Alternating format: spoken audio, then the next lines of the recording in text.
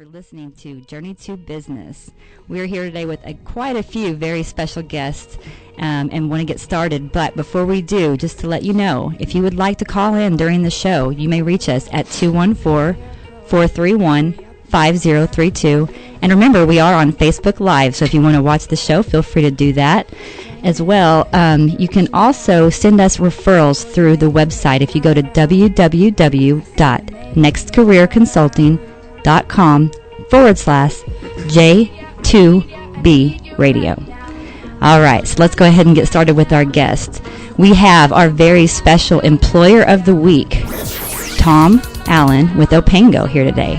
Hi, Tom. Hi, Melissa. Thank you for having me. Yep. And just to go ahead and introduce everybody else, we also have Stephen Braudt. He is our veteran employee of the week or candidate of the week. Thank you for having me. No problem. Thanks for coming. And we have our other two guests are actually starting the show in the next couple weeks. What is it? Shooting a Breeze, is that right? Shooting the Breeze. Shooting the Breeze, or the Breezy. We've got Rob Griffin and Breezy. What's up? Breezy Rich. Okay, well, let's go ahead and get started. Why not go ahead and start with our Employer of the Week, if that's all right with everybody. So we're going to start with Tom at Opango. Tom, can you tell us a little bit about yourself? Well, I've been in Dallas for a really long time, and I have been very fortunate to be involved in about 7 startup companies. And unbelievably, if you just think back on it, I got involved with prepaid wireless when it was very early on, and voice over IP when it was just a gleam in the industry's eye. And I've also was involved with Wi-Fi gateways when the only place you could get it was at like a Starbucks or somewhere like that. These days, Opango's involved in learning management solutions, and we have a brandable learning management system. We do a lot of content development, and in the last few months, we've been highly focused on cybersecurity around the 800-171 spec for government contractors. Very cool. So, Tom, you actually are somebody I consider a mentor out in the market because one of the reasons is because you have so many businesses, or you've opened up so many businesses. You're like a serial entrepreneur, as they call it, right? And so when I first met you, you looked at me and you said, what? What was it? Something like that. No, so that's one of the biggest reasons I wanted to have you on the show. We have a lot of guests or people that listen to the show that are looking to become entrepreneurs or opening up their own business. And so you've done it quite a few times. Is there any advice that you would have for somebody who's looking to open their own business? Well, when I think about entrepreneurs, and most of them that I've run into, I think of them as very, very bright people that I really enjoy visiting with. And they've got some really, really good ideas, but what they don't have is either business acumen or any kind of business experience. So what I would do is I would suggest to any of them that take your idea, but find some people that they can get advice from that really has put a company together from nothing and grown it up to the point of where it can be exited. But they got to really focus on the business. And then the other thing that I would say all of them need to do is focus on sales and marketing. What's that? Sales? Yeah, what is all that? I know, I totally get that. What is that? Yeah, we talked last week about the customer experience and how you don't really have a business if you don't have a customer. That's and right. So sales is how you get the customer, right? Right. So. And my first startup company, before we had customers, it was the best working time of my life because there wasn't anybody around to we had to talk to or take interruptions from, so we just focused on the product. And that's what a lot of entrepreneurs really like doing, is focusing on the product, and then the customer comes along and suddenly it's like, oh, I got to do stuff for people. Yeah, that's what's funny is, when you think about it, customers are what makes the business go around, but usually people that open up a business are good at what they do, but not necessarily good at selling to a customer or dealing with that. So it is important to make sure you have both those skills, or you learn really quickly or hire somebody who does, right?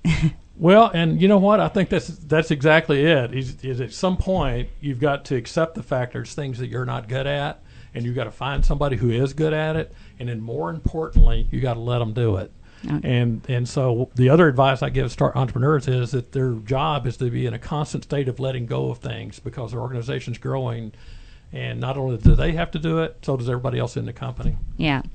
So just real quick, going back to your actual business, you said you do LMS systems. Now, I know what that is, but everybody in our audience may not. So tell us a little bit more about what an LMS system is and what you do. Well, what it amounts to is you have got some kind of training content that you want to deliver, and maybe you're delivering it in a classroom and you want to be able to deliver it and sell it in an online environment to expand your market. So we talk to you about the content you have, and we talk to you about how to turn it into something that's web ready and or web properly demonstrated on the web.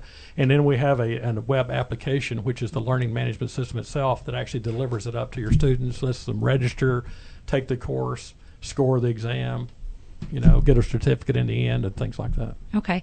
So if you were getting an ideal referral, like somebody wanted to refer you business, what kind of referral would they give you? When I'm talking to somebody who I know is a customer for us, they're delivering some kind of classroom training, and they want to go and expand their market, and they don't really have the financial wherewithal to do it. And so what they go through that decision process, and they figure out they've got to do it online. And so I'd say anybody who's doing company or employee training is a perfect customer for us. It's all proprietary. And our best business case that we have is the company that had training in what we call the lower 48. And now with our system, they're in Europe, South America, Australia, and Alaska. Wow. Now, do you guys do customized training, or do you have like off-the-shelf type training? No, nothing we do is really off the shelf. It's really all proprietary training for customers. There are companies like ours on every street corner that does off-the-shelf training. Yeah. Ours is you've got something that's proprietary to your business that you want to deliver to your customers or to your employees.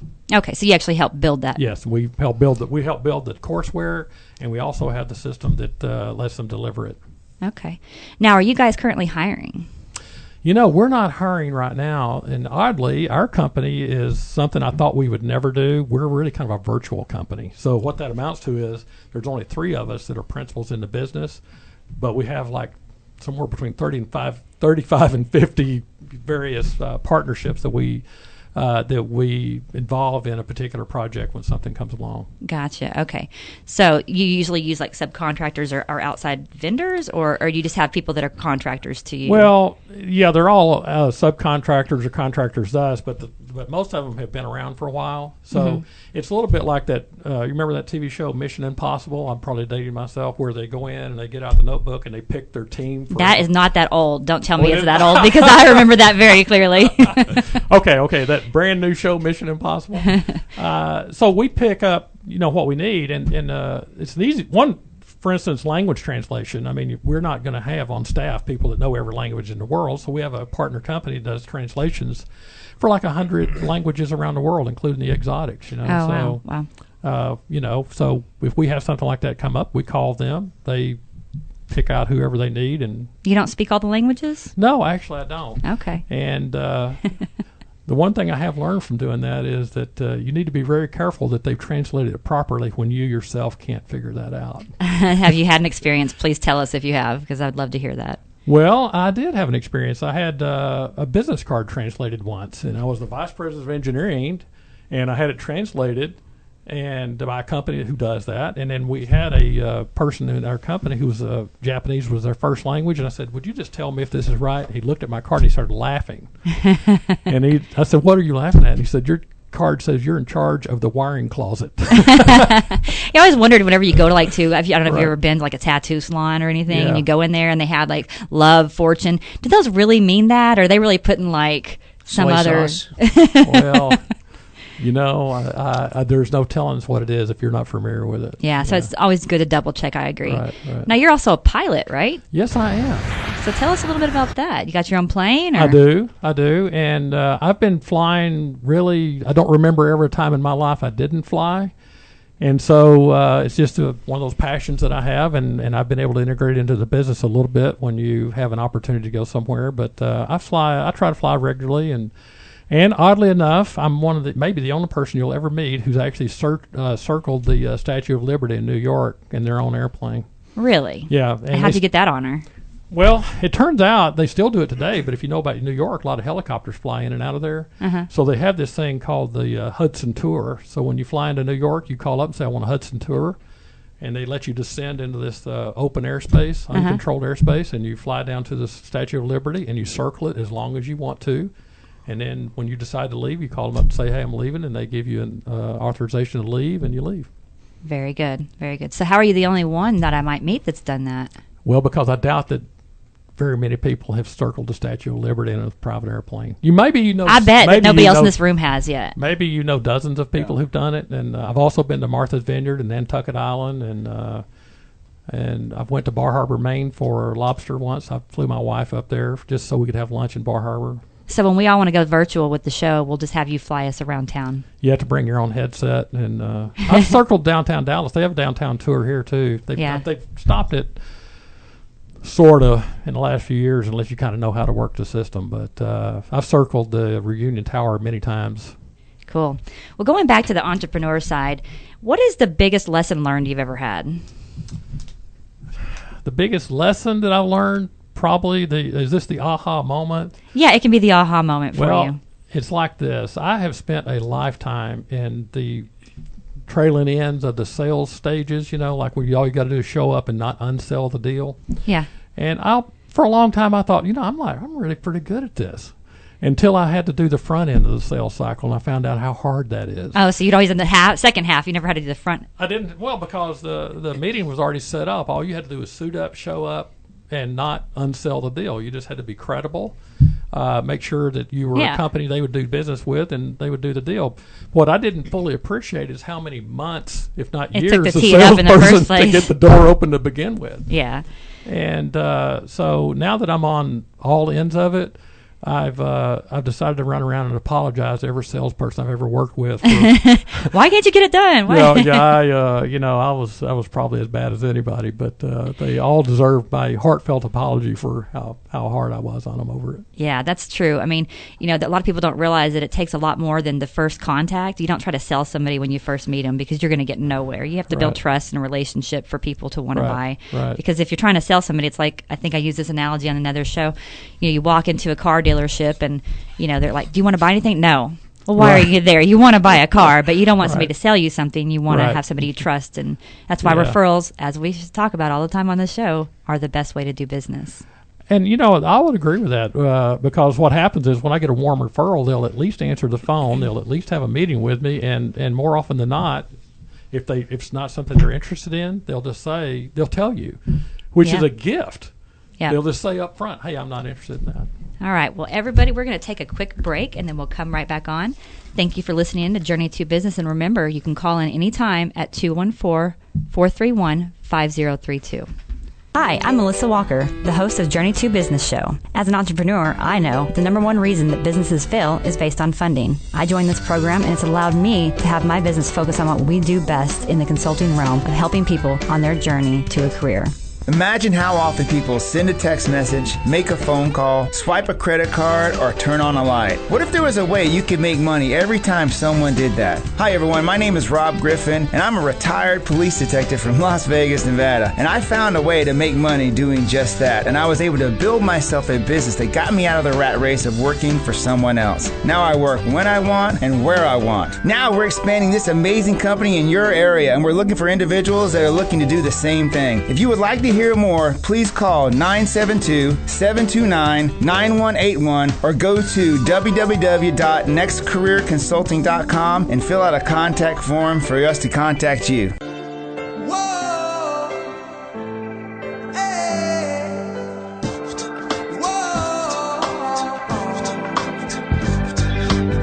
I've been waiting on the sunset, bills on my mindset, I can't deny it, getting higher than my income's breadcrumbs, I've been trying to survive, the glow that the sun gets right around sunset, helps me to realize that this is just a journey, drop your worries, you are gonna turn out fine, oh, you turn out fine, fine, oh, you turn out fine, but you gotta keep your head up, oh, and you can let your head down, hey, you gotta keep your head up, oh, and you can let your head down, hey, I know it's hard to remember sometimes, but you gotta keep your head up, oh, and you can let your head down, hey, hey, hey, hey. I got my hands in my pockets, kicking these rocks, it's kinda hard to watch this life go by, I'm buying into skeptics mess with the confidence in my eyes, I'm seeing all the angles, thoughts get tangled,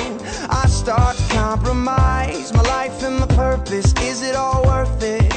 Am I gonna turn out fine? Oh, you turn out fine.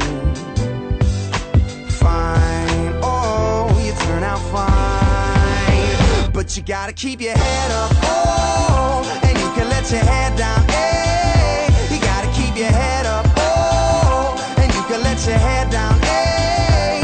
I know it's hard, no it's hard to remember sometimes, but you gotta keep your head up, oh, and you can let your head down, hey, hey, hey. Only rainbows after rain, the sun will always come again, and it's a circle, circling around again, it comes around again. I say only rainbows after rain, the sun will always come again, and it's a circle, circling around again, it comes around, but you gotta keep your head up, oh, and you can let your head down, hey, you gotta keep your head up, oh, and you can let your head down, hey, I know it's hard, no it's hard to remember sometimes, but you gotta keep your head up, oh, and you can let your head down, hey, and keep your head up, and you can let your head down, and keep your head up, and you can let your head down, and keep your head up, and you can let your head down, sing, oh, no, no, no, no, no, no.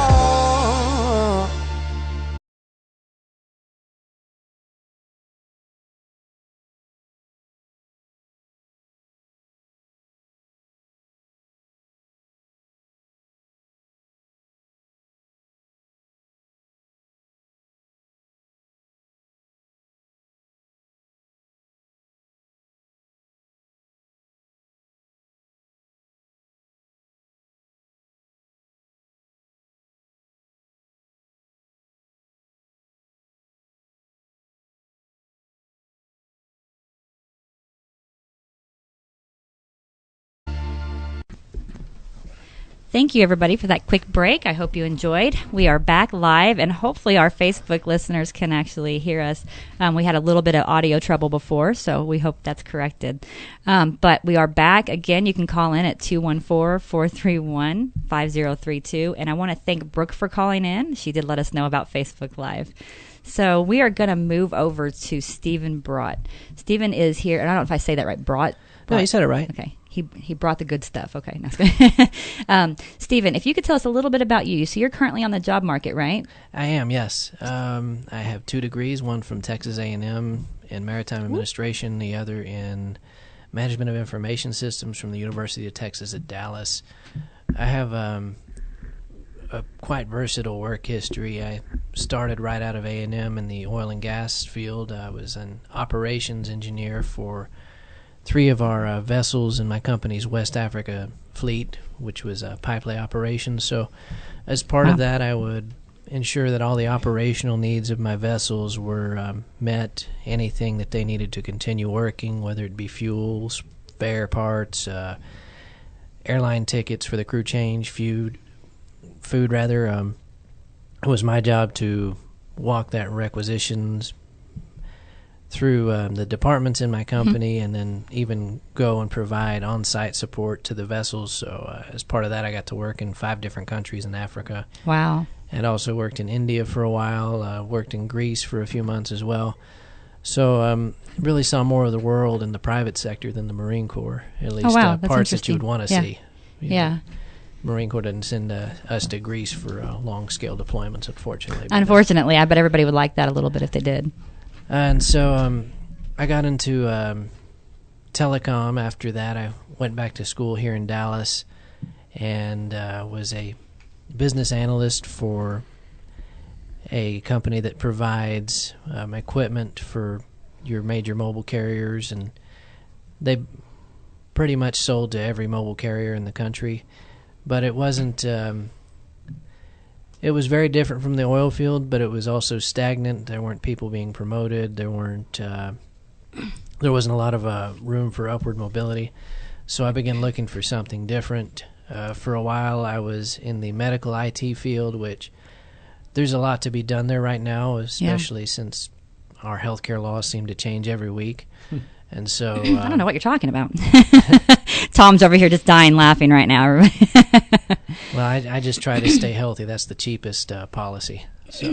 So what was your actual title, or what kind of job are you looking for?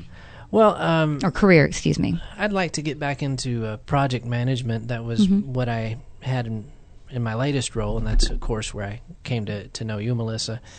And I just enjoy working with other people and trying to synergize my company's resources by gathering people from different departments and helping us to achieve a common goal. Right. So going back to where we met, so Stephen used to work at a company called Honor, Courage, and Commitment. And as you know, I do a lot of work with veterans, and that's definitely a passion and a heart of mine. And I met Stephen at another event. Actually, we met at a lunch, the VCNCT lunch. That's right. And he was telling me about this cool project he was doing. And so, we wanted to meet. So I went to go meet him, and I had no clue what I was walking into. Let me tell you. So I'm there, and I've got another partner with me. We're wearing suits. We go in and we meet him, and he gives us a tour of this facility. But HCC was also combined with 22 Kill. Right. 22 Kill was launched out of HCC, and of course they've, gone viral as the term goes. Right. And so at the end, as we're leaving, they're like, "Hey, did you get your ring? Did you get your ring?" And I'm like, "What are they talking about?" And I'd heard of 22 Kill, but I didn't put two and two together. So they go and they have us in our suits in the front lobby, live streamed, doing push-ups, 22 push-ups to get the rings, but not really to get the rings. But tell us a little bit more about why we're doing the push-ups. All right, so 22 Kill is an awareness initiative which tries to bring to light the unfortunate statistic that we lose, on average, 22 veterans a day to suicide. And so it's really to, and forge that bond between veterans and the community. And let them know that we're here to Right. support them, and that also we have resources. A lot of times you can help them with resources, what I understand. Precisely. So, yeah, exactly. So in the suit, I'm doing this, and of course, we have to, or they have you talk about a veteran or somebody that you are honoring by doing the push-ups. So I'm in the suit, and let me tell you, I was struggling at 21 and a half. I mean, I was about to fall on my face. But I will tell you, I can do 22 push-ups from then on out, because I was making sure. So we later did them on the Oklahoma Capitol steps. Did you come with us? You No, were there, I wasn't right? there Oh, you for weren't that. there? Okay. Yeah, with the Congressman Mullen, and it was an interesting experience. But I did 22 twice that day. So I make sure even after the accident, I can still do 22 push-ups. So an ideal job opportunity or career opportunity for you would look like what?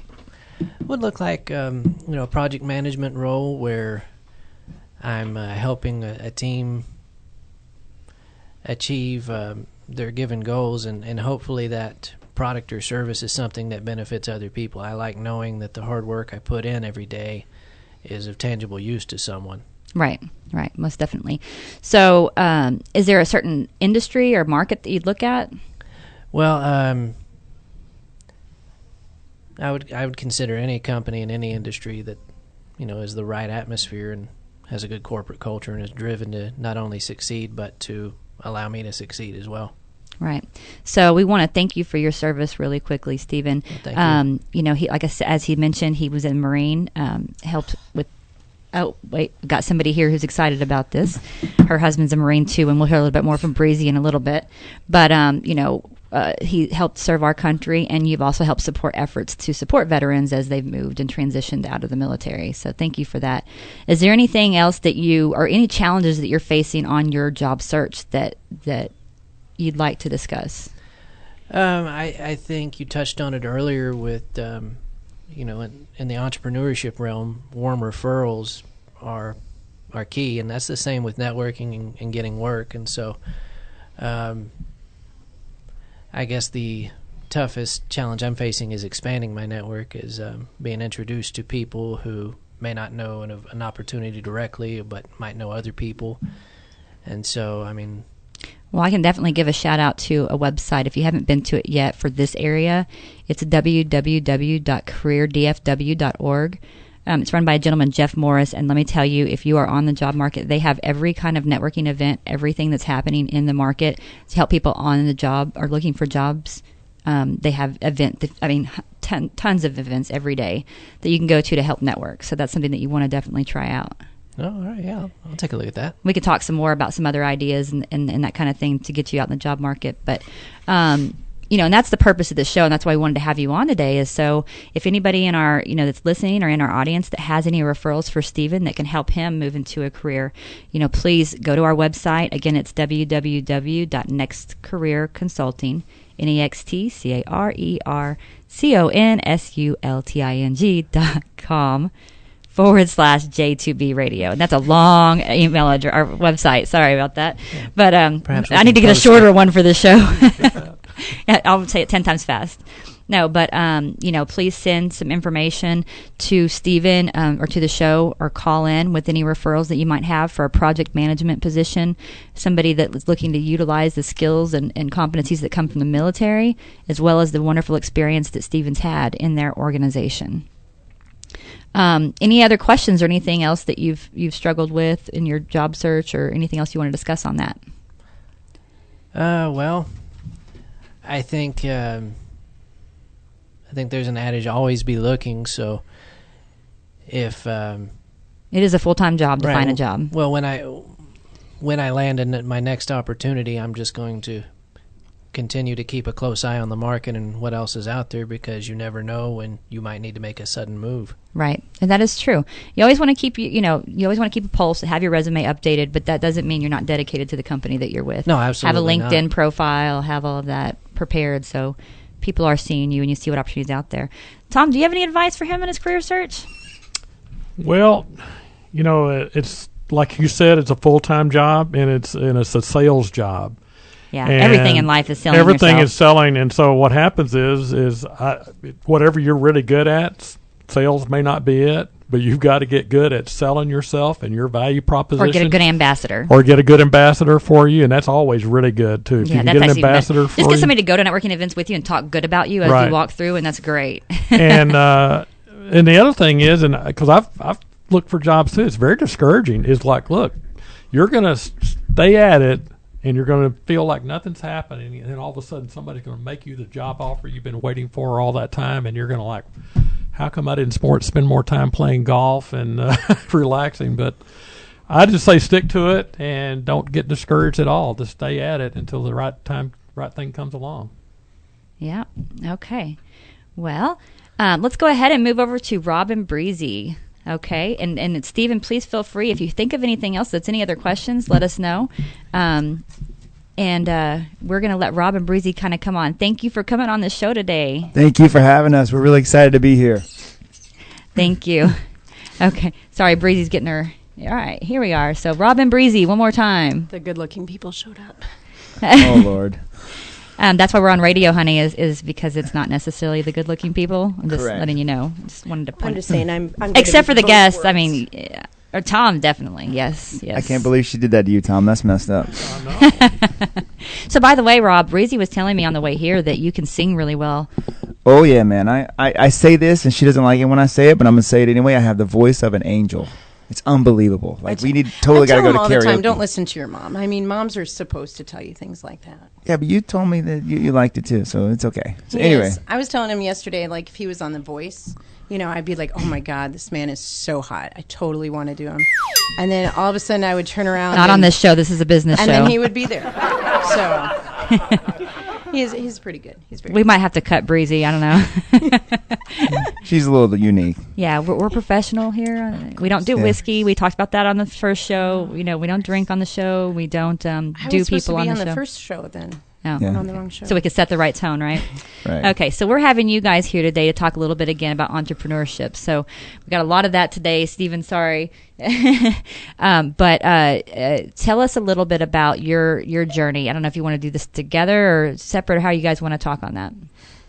Well, basically what it comes down to is the networking. You want to get to know as many people as possible, and you want to go on Facebook and you want to share that you're starting a new company no matter what it's in, and you want to try to get as many people to support you as possible. What I usually do is... That's great advice for somebody who's looking for a career too. Exactly. And what I do is I usually, when you go into a room, you have a table where there's people around you. Always put the people that know you on the left and the right side of you. And make sure that you do something good for them. Most networking groups, what they do is thank yous at the end. You want to be in that. You want to be in those thank yous, and then the other people are going to look in the room and they're going to be like, "Who is that guy or girl that's making all of those things happen?" And you want to get the most attention and make sure that your 30-second commercial is prime time funny. You want to get. What is your people's 30-second attention. commercial? I don't know anymore. Well, I mean, come on, you're giving the advice, and Well, I guess it's on the spot. Sorry. Well, basically what I do is I go in your house, I take what you have, I rearrange it, I make it better. I take losers and divorced people and all those people that just don't have a life, and I make you look really successful so you can make people think that you are successful to believe in you. And basically the process is so you can believe in yourself. So is that like fake it till you make it? Totally fake it till you make it. Okay. Totally. What about maybe? Do you think that also kind of helps their insecurities to make them feel that they are something? And when you feel that you are something, you become something.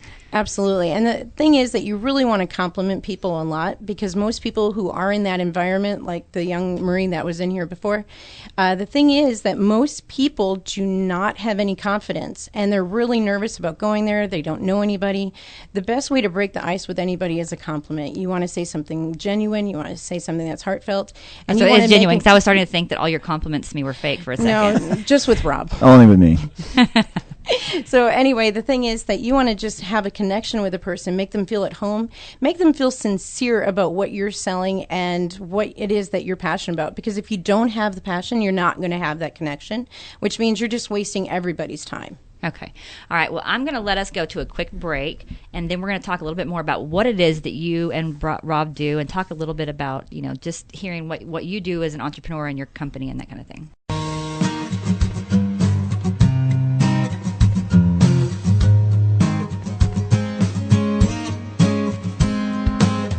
What do you want to be when you're older?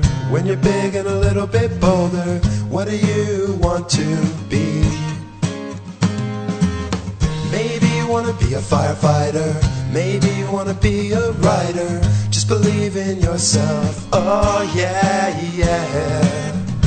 Maybe you want to be a dentist or a doctor. Maybe you want to be a chemist or a punk rocker. Maybe you want to be a diplomat or teacher. Maybe you want to be a policeman or public speaker. Yeah.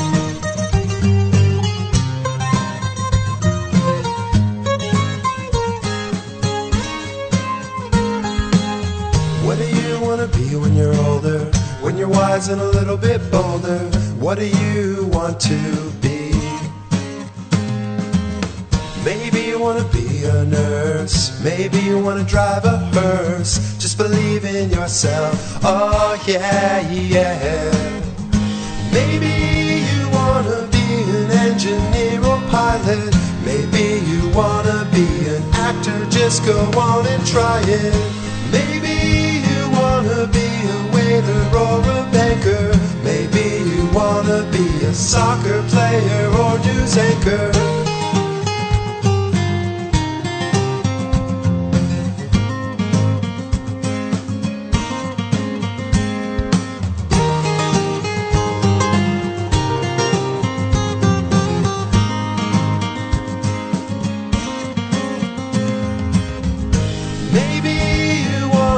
Some really cool robots. Maybe you wanna be in space just like the astronauts.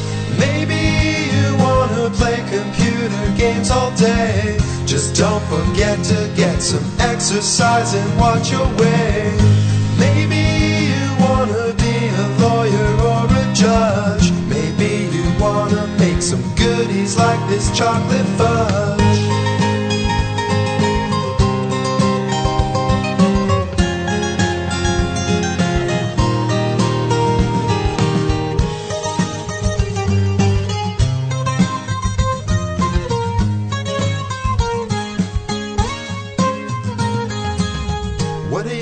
Be when you're older, When you're big and a little bit bolder, what do you want to be?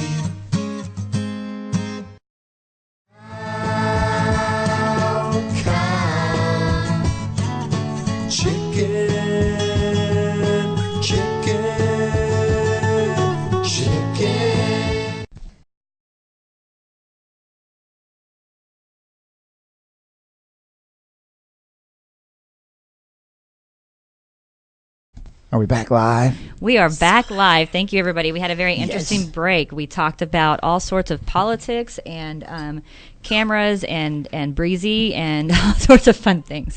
Again, if you want to call in, if you have any referrals for Tom or for Stephen, well, Rob and Breezy, they haven't talked about what you do yet, but if you do, feel free to call 214-431-5032, and I won't hurt your ears with the long website again, but we'll talk about that. So anyways, I want to go back over to Rob and Breezy. Rob, can you tell us a little bit more about what you guys, you've been on the show before, number one. Yes. So talk about like your experience a little bit with becoming an entrepreneur. Okay, so my story is a little unique. I started out as in law enforcement. I was a police detective in Las Vegas, Nevada. And we discussed that. Maybe the listeners today don't know that, but I was working as an undercover cop in Las Vegas for many years. And I had a very unique background because I wore a lot of hats. You can sing, number one. I can definitely sing. Like you hear this rasp? It's 80s rock. Man, I can tear that kind of stuff up. You can give us a little quick preview. No, I need like Heineken or tequila. No. Okay, well, next time on the show. Oh, wait, we don't do that. Okay, go ahead. Well, we can improvise. Anyway, so I was a police officer, and I worked a lot. I wore a lot of hats, rather. I started out as a patrol officer. I did that for 4 years, which is in Vegas. Can you imagine? 911 responders in Las Vegas. It gets a little bit crazy. Anyway, after about 3.5, almost 4 years, I became a detective where I did financial crimes and fraud. And then in 2008, my sergeant asked me if I wanted to work in an undercover unit. And I was like, heck yeah, man, because I was just all about it back then. And went undercover, worked financial crime. I'm sorry. So you don't take risks, really, right? Just a few. And so, anyway, long story short, after wearing multiple hats, we were vice, narcotics, organized crime. We even did a couple of gang cases and had a pretty gnarly case I did on the Armenian Mafia, which was nuts. Anyway, and then my last 2 years before I left, I was working in a counterterrorism task force in the Fusion Center in Las Vegas. So that's my law enforcement background. And what do you do now? Oh, yeah, man. So 8 years ago, I got invited to take a look at a way to make money working from home.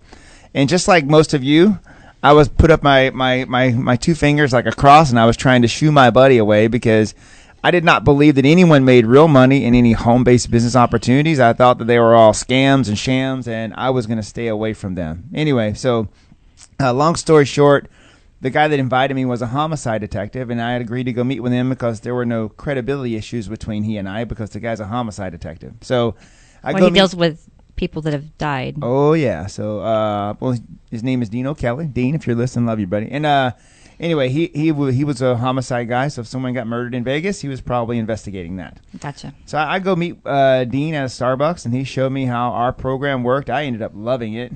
Called my wife and I said, babe, I think I found a way for us to dig ourselves out of this hole. We got caught up in the housing market crash in Las Vegas in 2008, 2009, and literally lost everything. Oh, wow.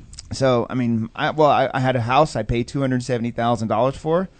3 years later, sold it for $129,000. Well, congratulations. Yeah, lucky me, I had 2 of those. It was awesome. Wow. So we lost everything, so it forced me to look at other ways to make money. I'll be honest with you, I never in a million years thought that I would have success in it and that we would achieve what we've achieved to this date. I'm shocked. I have to pinch myself daily because it worked, and it worked well because I put the time and effort into it, and now retired 13 years early away from law enforcement. I don't have a job anymore. I have no boss no more. I take that back.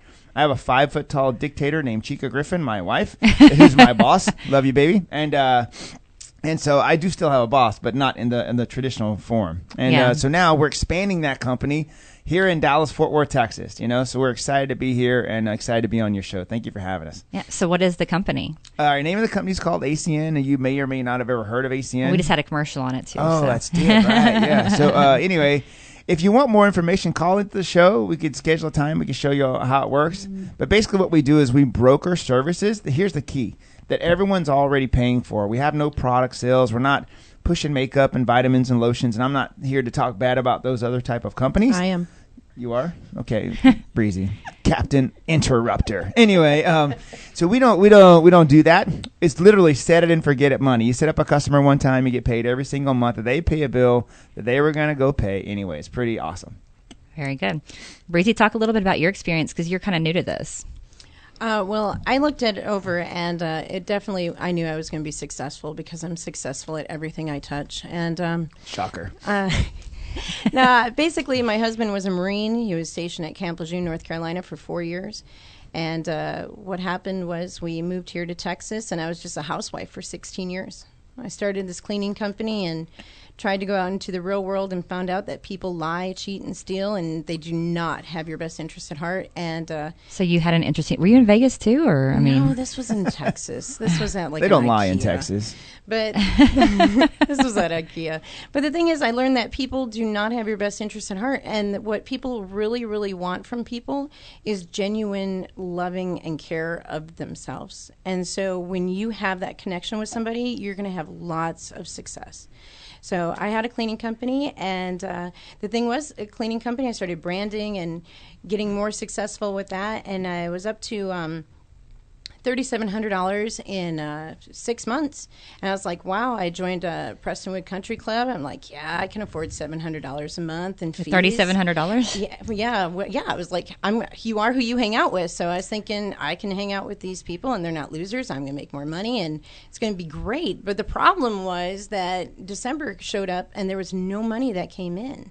And then January, there's no money that came in. And there was this man that kept on coming around my life. I didn't know who he was or anything, but I got offered this other job that was kind of similar. And finally, I tricked my husband into meeting with him at a... Yeah, thanks a lot for that, by the way. Anyway, it was supposed to be a date, and it turned out to be with Rob. And my husband was very upset, and he's like, Wait a minute. Your husband was going on a date with Rob? No, he was on a date with me. And Rob okay. was there, and he was really upset. And he goes, I'm not listening to any of this. And I was like, I had to, do the wife promise things. And anyway, the thing was, he listened, and the thing was, right at the end, he said, you should do this. You would be really great at it. So I got the permission from the husband, which never happens. So I knew that this had to be from the Lord, and I just ran with it. Got really, really quick, got my investment back. I made money, and I got this really awesome lady on my team. She's got an NFL player, Mark Clayton. I mean, I haven't even met him yet, but to say that I got him is like pretty awesome. I got some doctors, lawyers, but the best thing is to get the people who are on the very, very bottom that are trying to be successful, the ones that are like trying to get the investment, because what we do, you have to have a license. You can't just go out and sell electricity and stuff. So anyway, it's great. You make people feel great. You make great connections. And even if they don't join, we're still able to get people free electricity, free cell phone, and we're feeding a child in every zip code that they open their service in. So any Marines that are out there, I mean, I do deal with other branches, but preferably Marines, just saying, hoorah. And, we just try to just be kind. People just need to be kind to one another. So speaking of being kind, so this is, obviously a show that we try to help other people and help them with their experience and their journey. So if somebody was interested in opening up their own business, tell us a little bit about, what that journey was like for you. What were the aha moments for you? Well, the biggest one was I was scared, could I do this? And yeah. I had never done anything like this before. I know how to write a search warrant. I didn't know how to build a business. I had never been an entrepreneur before. Right. So it was nice to know they had a system in place. We have a system in place that will guarantee you success if you follow it. Right? So I'm sure before you take off in an airplane, there's a checklist, yes? Yes, sir. Yes, there is. There's a checklist, right? And there's a certain way we do it to make sure that we don't hit the trees at the end of the runway. Is that correct?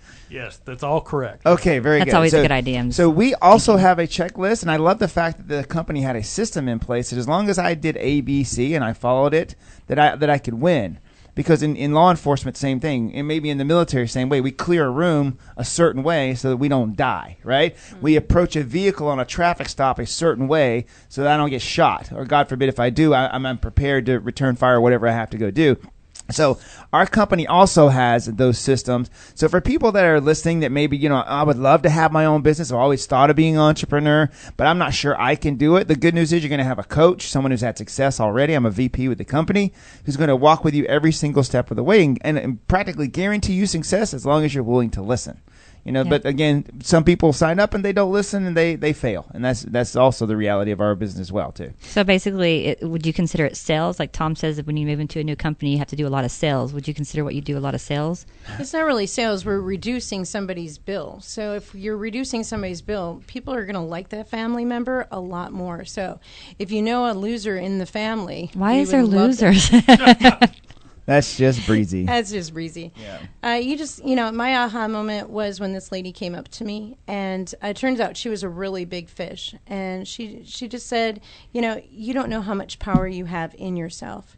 And when she said that, I started believing in myself. And I think that the biggest downfall in anybody that's looking for a job is that you have to be confident, you have to be cocky, you have to go in there and say, if you don't hire me, you're the one that's going to lose out on money, not me. And the same thing with when you're running a business. I mean, you have to show that confidence to get the business. Do you have to show confidence? And that's funny. I was actually meeting with somebody just last week, and we were having coffee, and we were talking about his company. And actually, he'll be on the show here in the near future. We'll talk a little bit more about that. But he was talking about that he actually goes into where people are looking for jobs and he helps them and connects them. But it really has nothing to do with what he does for his position, but he really likes to help people because what it is he's in an independent type position where you have to do this, you do sales.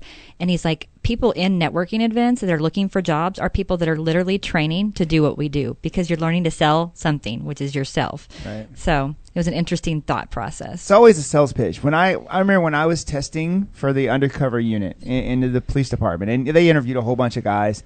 And I was, I didn't know what I was going to say in there, but they asked you, how did you prepare for this position? What kind of cases have you worked? But I think what cinched it for me, because I came out number one on the list, it had nothing to do with my resume. It had a lot to do with what I said to them at the last minute. Because I was interviewed by a lieutenant and a captain in the room, and they were like, hey, Griff, that was, they call me at work, was Griff, my last name abbreviated. And he goes, why should we pick you? I said, because I'm going to make sure that every single day that I come to work that you're going to look back at this day and to be thankful that you chose me over the rest of these people. Yeah. Because I'm going to earn my keep here, LT. And when I walked out you of that didn't say room, fig jam? Don't even ask what that is. Yeah. And so long story short, they convene, they come back a few minutes, so a bunch of us waiting in the room, they call me and they say, Griff, you got the spot. So the name Griff kind of goes with the cop too. So it does, yeah, it does. Yeah. Griff. I mean, is there a show with a Griffin there? I don't know. Andy Griffith Show. Yeah, I don't know. I feel like that's a normal police name. I don't know. Yeah, it could be. It was mine for a while. Anyway. Wasn't there a dog? Did you have an undercover name? I did have an undercover name, and you can't really release that, probably. Well, I can't. Well, I want to know. We used my undercover name was Rob, also, and the reason why so original. No, well, here's why. If I'm out somewhere and someone yells my name and I don't turn around, then it could be bad. It could be problematic, right? So you didn't want to have your first name be different. Yeah. Your last name is different, and then we also would do what's called backstopping. You guys know what backstopping is? Okay, no. So I could use my imagination, but please okay, tell. so backstopping is like if I have a undercover identity. I actually had a real Nevada state license for Rob, other last name that I still have at home right now. That if you ran that guy, he's a real person, even though he's a shell person. He's not a real person. But if let's just say I was buying dope from just Steve, like the movies, right? Oh, wow. I was working a case with Steven, right? And he had a friend who was a dirty cop. He goes, hey, can you run this guy and make sure he's legit? And they ran me and found out that fake name was not real.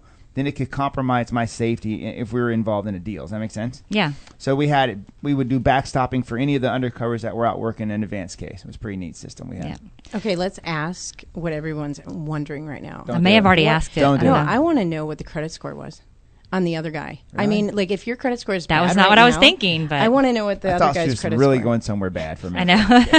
Because I know Breezy. That was just exactly what I wanted to know. Yeah. So the cool thing is now we're doing our own radio show. We're so excited. Totally. It's going to be called Shooting the Breeze. Mm-hmm. And Please we're picking our time slot probably on Monday, and we're going to be on this same station. So if you want to hear a PG-13, racy, not politically correct way. Interruptions all the time. Constant interruptions by Miss Breezy. Yeah. Probably insulting. She'll be talking about losers and winners constantly because that's who she is. Yeah, well. that show's going to be airing here real soon, so we can't wait for you guys to join us there as well. Absolutely. We wanted to help our fellow broadcasters out and have them on the show, but also to talk about their entrepreneur experience. So any other advice that you guys would have for anybody that is looking to open up their own business? Tom, I definitely want you to come in and speak to it. And then I had a couple more questions for Stephen after that, and then we're going to be done today. So go ahead. Do you have any other advice? Well, when I think about it, the number one thing is don't get so married to your idea that you don't have flexibility around changing it a little bit to create success. And so when I see, in fact, I was at an entrepreneurial event yesterday, and the angel investors were talking about that when they evaluate somebody, it's not what they're doing. It's whether or not they think they're going to be flexible enough to modify their idea as time goes on. Yeah, you know what's funny? I was talking to somebody the other day, and when I started Next Career, I started out with a huge passion, and I'd always worked hard, and when I worked hard, money came because I was in corporate. So if I work harder, I get more money. Well, when I became an entrepreneur, I realized I could work really hard, which by the way I did and do. I worked 10 times more hours, 10 times more dedicated, and loved everything I'm doing. And I did it with a passion, and I did a lot for free. Well, then I realized that you can have a passion and you can continue having your passion, but what you have to do is make sure you make money. And you have that money to continue doing your passion. You don't lose the passion, but you have to adjust. So that kind of spoke to that. So well, there is that catchphrase that if you follow your passion, the money will come. Well, it goes hand in hand, but you got to make sure you're thinking of both. And doing everything for free is not going to get you too far. I would say the best advice I can give someone is don't be afraid to take a chance. Yeah. I think so often that we let our fears keep us living a life of mediocrity. Yeah. And people are afraid to take a chance. I had a health scare a couple of months ago. Got diagnosed with cancer, and luckily they cut it all out. I'm okay. But it really did make me reevaluate my life. And I tell people all the time, stop pretending like you have 1,000 years to live, because you do not. Yeah. And no one in this room is guaranteed tomorrow. So if you have an idea or you have something, I would say act on it and go at it like crazy, because you just never know. You might win and win big. Mine is surround yourself with pretty people, successful people, and listen to your elders. The thing is that find somebody that went through bankruptcy and cling to that person and ask them what not to do. It's always good to ask questions about what people are doing and what they've learned and their lessons, and another reason for the show. Stephen, if you want to come on over here real quick and tell us, throughout this show, is there anything that you picked up or any words of wisdom that you were able to pick up? I think a big part of it was just surround yourself with positive influences. And Not pretty people. well, I mean, I think it doesn't matter, but go ahead. that's all subjective anyway, but surround yourself with positive influences and, be of service to others so that you can be one of those positive influences for someone else. All right, very good. Well, thank you, everybody, for listening to the show. I hope you got some words of wisdom. And please, if you have any referrals, go to the website. One more time, www.nextcareerconsulting.com/J2B Radio. We look forward to talking with you next week. Come back on and have a great week. Bye. Okay, bye. Thank you. Yo, what up, everybody? All the ladies, gentlemen, Macs, players, pimps, hustlers.